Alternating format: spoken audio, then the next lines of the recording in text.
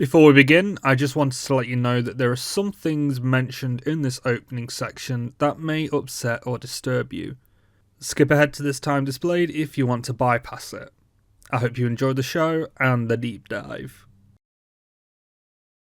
On August 6th, 1945, at 8:15 am, the city of Hiroshima vanished in a flash of white light. 3 days later, Nagasaki followed. In seconds, tens of thousands had perished. In the years that followed, countless more would suffer from radiation sickness, displacement, and grief.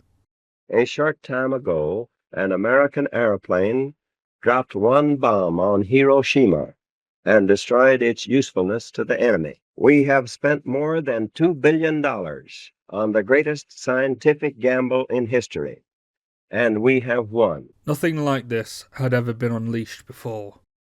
Humanity had crossed a threshold it could never uncross. Days later, Emperor Hirohito addressed the Japanese people over the radio, announcing their nation's surrender. The first time most citizens had ever heard his voice. Japan was left devastated, its cities flattened, its population traumatized, and its future uncertain. And yet, the country rebuilt. Industry returned. Neighborhoods rose from the rubble. But some scars do not fade. Nearly 80 years later, when Christopher Nolan's Oppenheimer arrived in theatres, reporters asked audiences what the film made them feel. A reminder that the events of August 1945 are not distant history, but living memory. And in 1954, less than a decade after the bombings, Japanese filmmakers transformed that memory into something else entirely. In March 1954, a Japanese tuna trawler named Daigo Fukuryu Maru, known in English as the Lucky Dragon No. 5, was fishing in the Pacific Ocean. Without warning, the sky lit up. The crew watched a blinding flash boom on the horizon, followed by a distant thunderclap. Hours later, a fine white ash began to fall from above. They called it Shi no Hai, Ash of Death. What the fishermen didn't know was that the United States had just detonated a hydrogen bomb at Bikini Atoll as part of Operation Castle Bravo. The fallout poisoned their ship, their catch, as well as their bodies. All 23 crew members were hospitalized. 6 months later, the radio operator, Aikichi Kubayama, was dead. News of the incident tore through Japan. It reopened the wounds the country had barely begun to close. Protests erupted. Fear spread. The ocean, once a symbol of livelihood, became something else. A place where invisible death could drift on the wind. One of the people watching these headlines was Tomoyuki Tanaka, a producer at Toho Studios. After returning from Indonesia when a separate production collapsed, Tanaka found himself staring out at the ocean from a plane window, thinking about the Lucky Dragon incident, about nuclear testing. What if, he wondered, Japan's next great threat didn't arrive by bomber plane? What if it rose from the water? Tanaka pitched the idea to Toho executives as a large-scale science fiction disaster film, something that could compete with Hollywood imports, but grounded in Japanese experience. There was precedent. In 1952, American theatres had screened The Beast from 20,000 Fathoms, a film about a prehistoric creature awakened by nuclear tests in the Arctic and rampaging through New York City. It made an impression on Japanese audiences and on Toho's leadership, proving that giant monster spectacles could draw crowds. But Tanaka didn't want to simply imitate it. He wanted something heavier, something angrier, something that felt uncontrollably close to home. To direct the film, Tanaka chose Ishirō Honda. Honda was uniquely suited for the material. He had been drafted during the war, captured in China, and later returned to Japan to find cities reduced to skeletal remains. During one trip, He passed through Hiroshima and saw the scars that was left behind, flattened neighbourhoods, twisted structures, and survivors still struggling with radiation sickness years later. Those images stayed with him. Honda believed cinema could confront tragedy without sensationalizing it. That genre films didn't need to be frivolous. That spectacle could coexist with mourning. In interviews later in life, he would describe Gojira not as entertainment first, but as an expression of fear. Fear of science outpacing morality. Fear of repeating catastrophe. To bring Tanaka's idea to life, Honda turned to Toho's special effects department and to its most ambitious craftsman, Eiji Tsuburaya. Tsuburaya had dreamed of making effects-driven fantasy films since before the war, inspired by King Kong and the silent epics of German cinema. Wartime propaganda work had sharpened his technical skills but left him deeply conflicted afterward, and in the post-war years he poured that energy into building miniature worlds inside sound stages. For Gojira, Tsuburaya proposed something unprecedented in Japan, a fully realised cityscape built in miniature, photographed and destroyed with enough weight and detail that audiences would believe it was real. Trains would derail, radio towers would collapse, apartment blocks would burn, and walking through it all would be a creature that felt massive. Early concepts toyed with different designs. Octopus monsters, dinosaur-like beasts, even ape-shaped creatures, but in the final form leaned into something far more unnatural. Rough charcoal black skin, jagged dorsal plates like keloid scars, a lumbering posture that suggested both a prehistoric animal and a war machine. The creature would not glide, it would trudge. Every footstep would feel like an impact. Suit actor Haruo Nakajima endured punishing conditions inside that design, encased in layers of rubber and wire that could weigh over 200 pounds under hot studio lights. Movement became slow, deliberate, almost painful.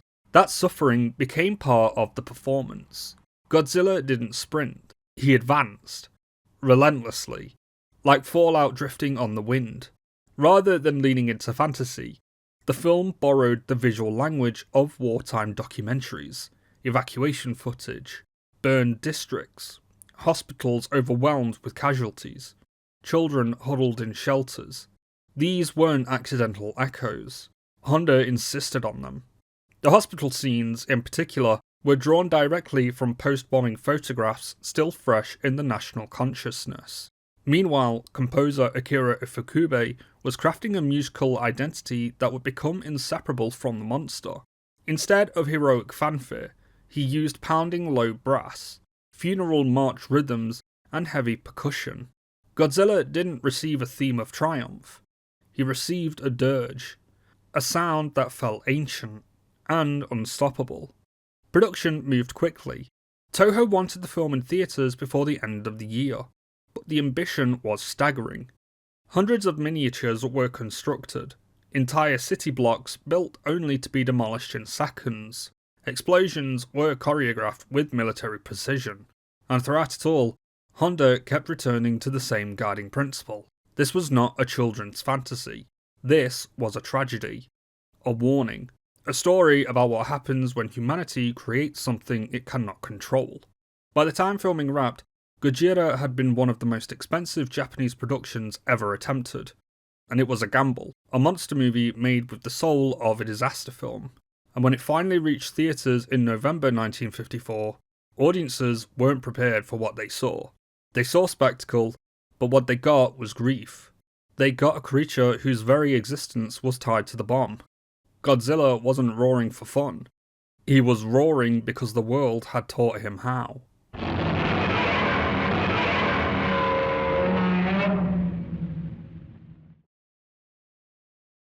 Gojira doesn't open with spectacle. It opens with ambience. A fishing boat disappears in the dark. Radio operators call out into empty air.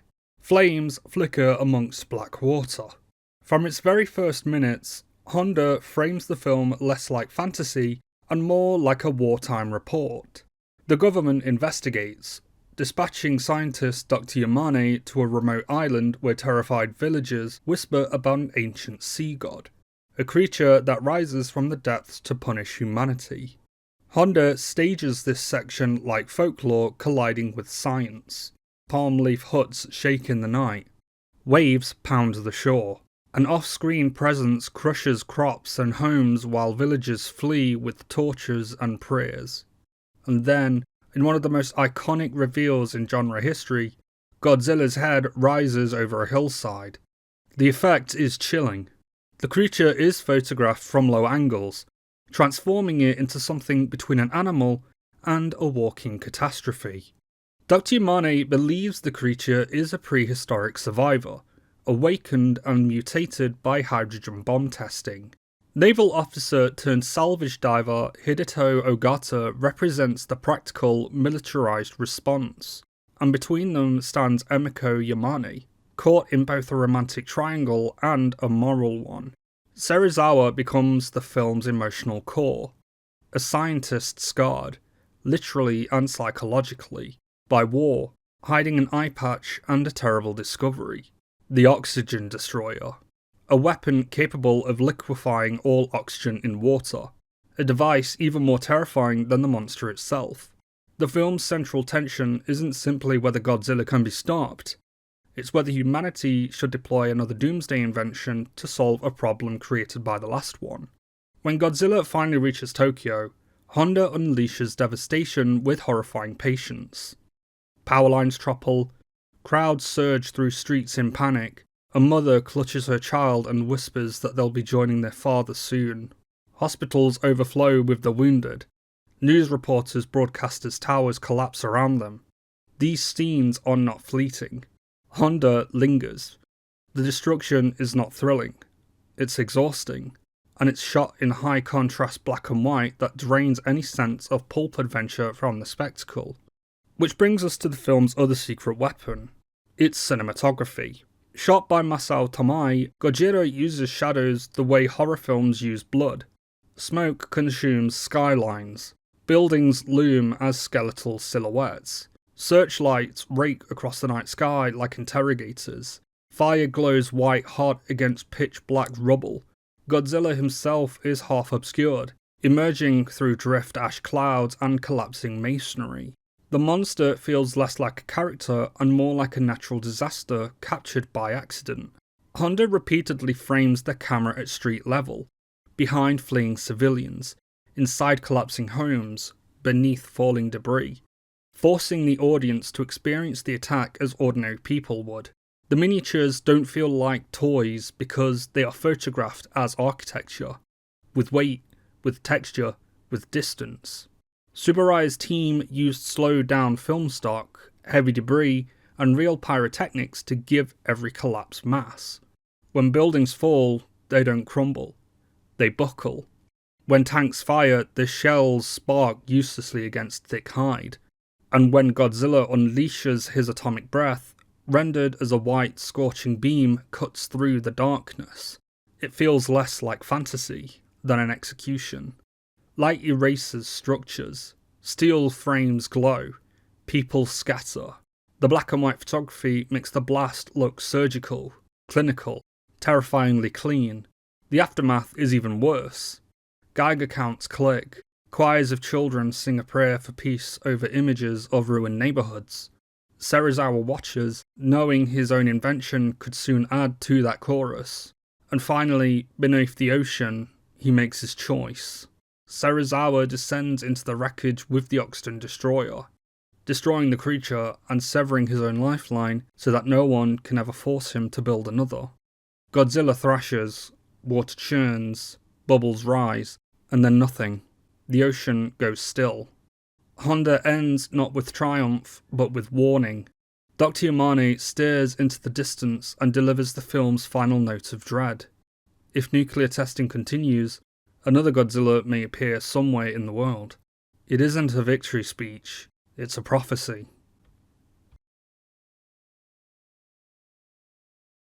Godzilla is not subtle.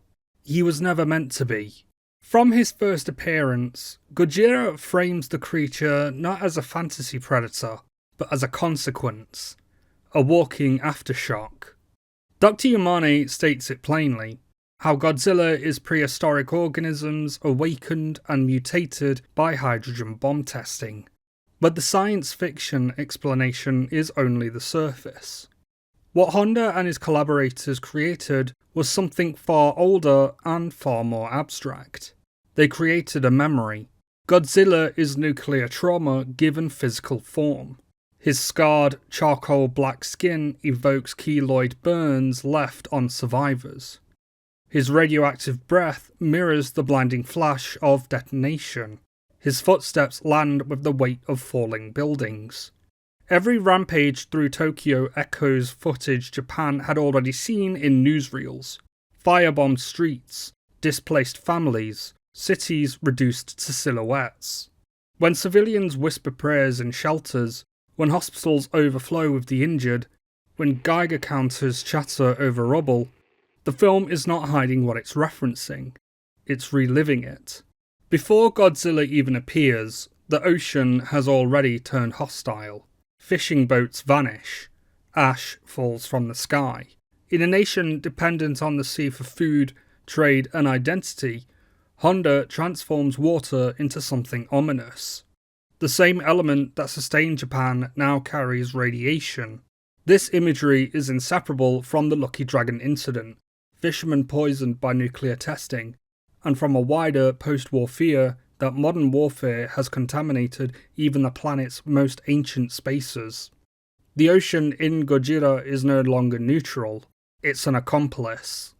If Godzilla represents the bomb, then Dr. Serizawa represents the scientist who helps build it, and then has to live with that knowledge. Serizawa is isolated, reluctant to show his work to anyone. When he demonstrates the oxygen destroyer in a fish tank, Honda frames it like an execution. It is a miniature Hiroshima. Serizawa understands that once such a weapon exists, it cannot remain secret. Governments will demand it. Militaries will weaponize it. History will repeat itself. His final act, destroying both Godzilla and his own research, so no one can be forced to recreate it. It is reframed not as heroism, but as penance.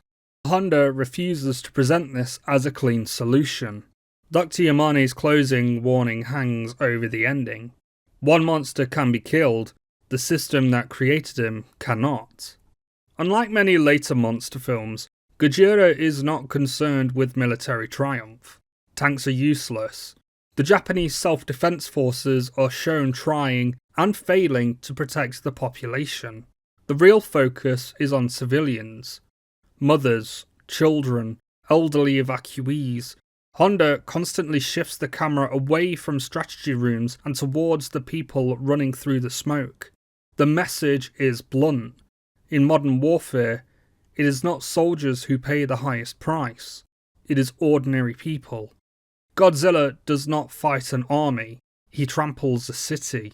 Japan in 1954 was rebuilding at astonishing speed, but the emotional reckoning lagged behind the physical one. Censorship during the American occupation had limited open discussion of nuclear trauma for years. Gojira arrives just as those restrictions are easing, and suddenly, here is a mainstream blockbuster confronting the bomb head on, through metaphor, through spectacle, through a monster that cannot be reasoned with. Honda's film becomes a pressure valve, allowing audiences to process fears that have been publicly muted. Not through documentary footage, but through myth. Godzilla is Japan's first post-war cinematic demon, not a foreign invader, not a wartime enemy, but something born from global politics and human invention. A disaster without a flag. Hollywood disaster films often end with celebration. Parades, victory speeches, flags waving. Gojira ends with a funeral march. Serizawa is dead. Tokyo is in ruins. And Yamane stares into the sea with dread. The monster is gone. The threat remains. Honda refuses catharsis. The audience leaves unsettled. Because the film's thesis is not that humanity can defeat the nuclear age, it's that humanity has to live inside it. carefully, fearfully, as well as forever. Over 70 years later, Godzilla is still taught in classrooms, still dissected by historians, still screened at film festivals, because its core anxieties haven't vanished. Nuclear weapons still exist, environmental disaster looms larger than ever, scientific breakthroughs still outpace ethical consensus. Godzilla has changed shape over the decades. Hero,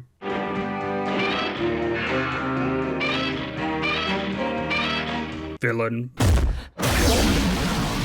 metaphor, even mascot. But in 1954, he was something simpler and more terrifying. He was the shadow the atomic age cast over the ocean.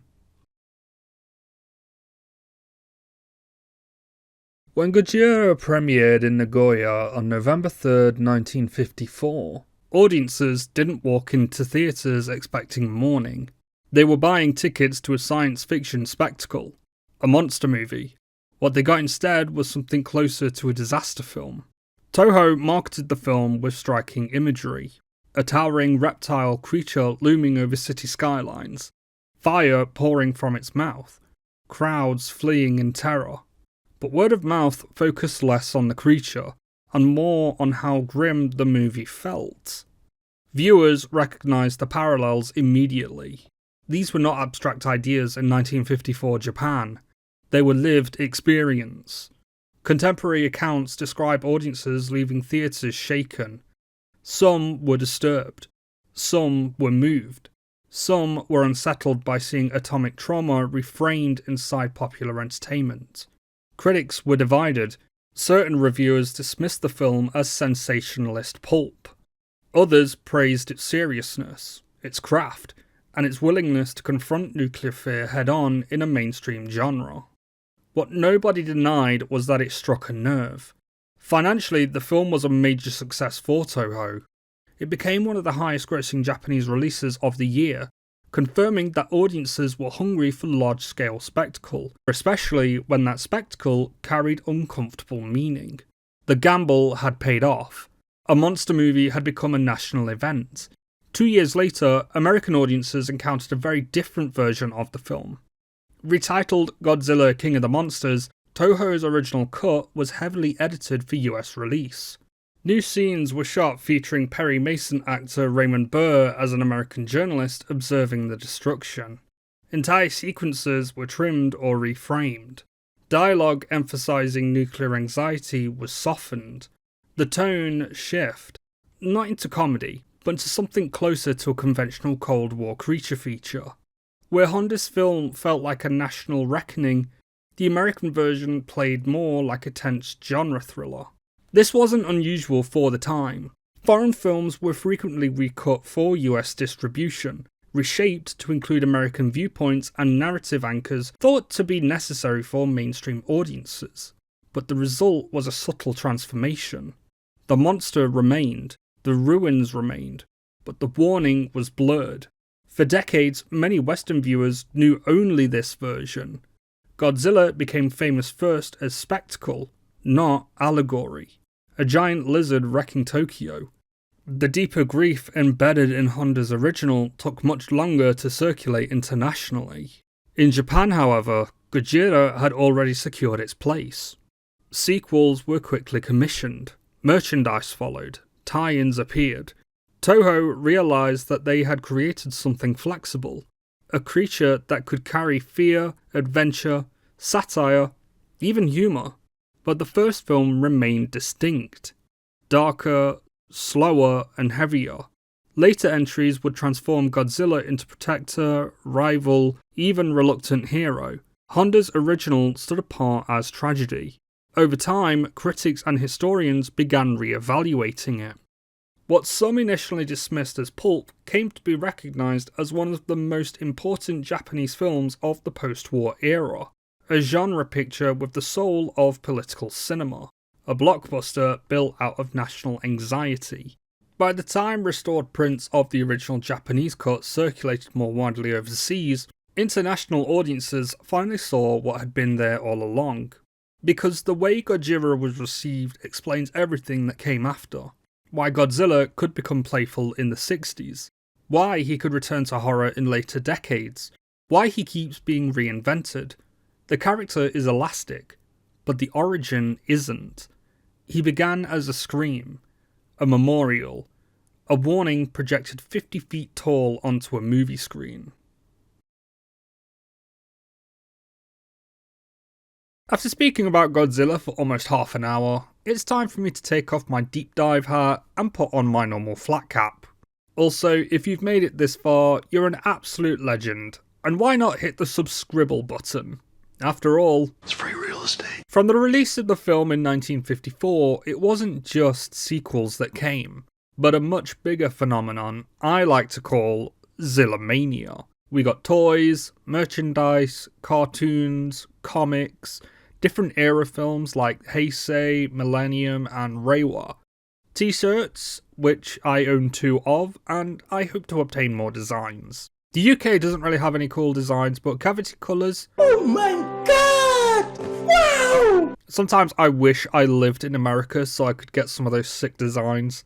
If anyone from Cavity Colours sees this video and wants to hook me up, let me know please. Godzilla was also a big source of inspiration for other monster movies. Steven Spielberg even said that Godzilla was an inspiration for him when making Jurassic Park, citing that the American cut was the one that he grew up watching.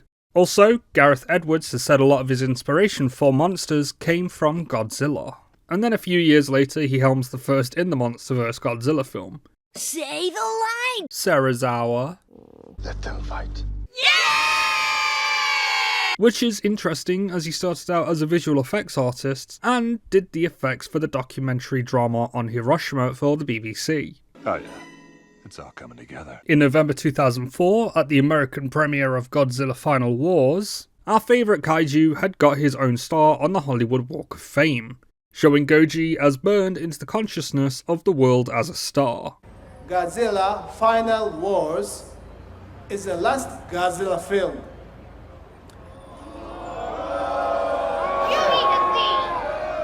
But even one of my favourite metal bands, Gojira, was originally titled Godzilla, but due to the legal problems, it forced them to change the name. Gojira just sounds more metal anyway. Me likey. We even have a few films that tried to go back to his roots, like Return of Godzilla, Shin Godzilla, and Godzilla -1, all tying back to the themes of anxieties of nuclear testing, Cold War, or natural disasters. There are many stories that bring our favourite boy back to the big screen, and being more adult in tone to move away from the much lighter, fantastical level films from the 60s and early 70s. He's also been mentioned or parodied countless times in other forms of media, from The Simpsons to American Dad. Godzilla! And he's also been up against Charles Barkley in a Nike ad. It shows that no matter what time he comes back, Godzilla is always there to keep the world in check. I'll end off with the final monologue Raymond Burr says from Godzilla 85, which is still relevant today as it was back when he wrote it. Nature has a way sometimes of reminding man of just how small he is. She occasionally throws up the terrible offsprings of our pride and carelessness to remind us of how puny we really are in the face of a tornado, an earthquake, or a Godzilla. The reckless ambitions of man are often dwarfed by their dangerous consequences. For now, Godzilla, that strangely innocent and tragic monster, has gone to Earth. Whether he returns or not, or is never again seen by human eyes, the things he has taught us remain.